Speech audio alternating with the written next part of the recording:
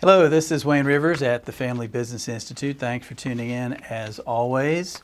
Today I want to talk about the three kinds of crisis leaders. And this is important because I mean, we're in an unsettled period, the likes of which I haven't seen before.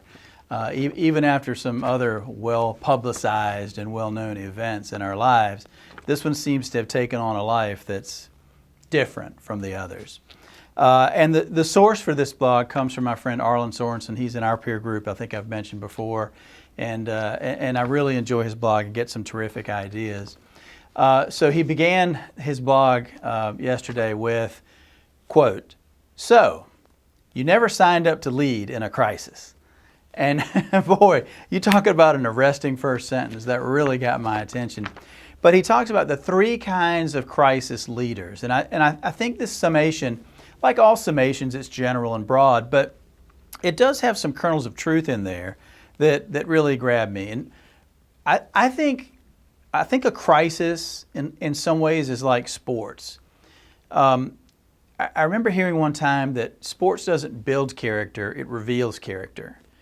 And you know, if you see a guy and he's continually cheating on the golf course and improving his lie, or calling the lines wrong in tennis or something like that, you know, you really have to question what that is telling you about that person's character.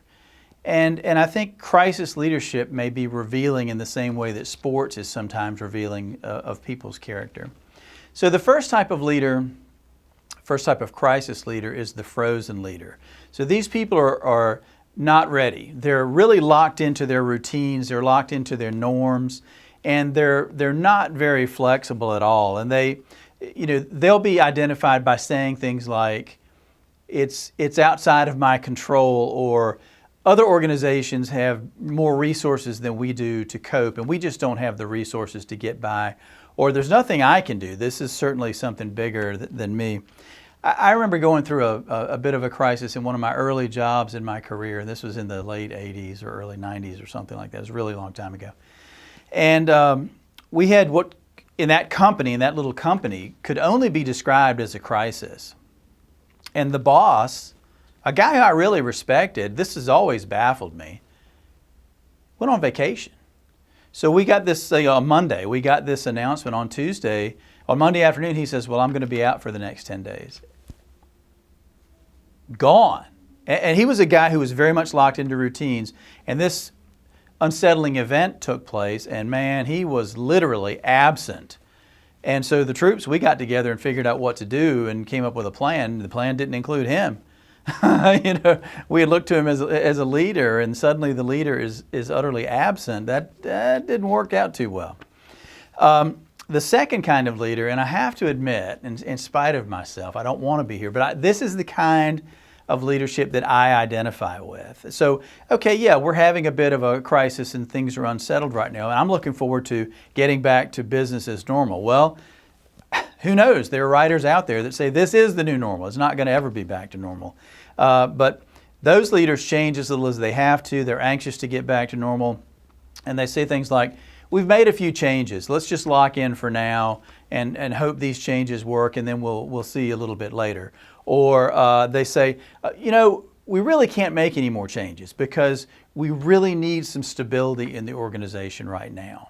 And I think I can probably identify with this style. And third, there is the agile leader. These leaders are flexible and adaptable. They're ready to pivot. They're ready to make big changes. They're ready to go in a new direction. And they say things like, "Our mission is too important to let these current events overwhelm it. We are going to achieve our mission." And they ask questions. This is what leadership is all about. What can we learn from other people? What are they doing to be successful that we can adapt into our own organization? What's your perspective? What do you think we should do? They ask the other people, the other rising and situational leaders in the organization.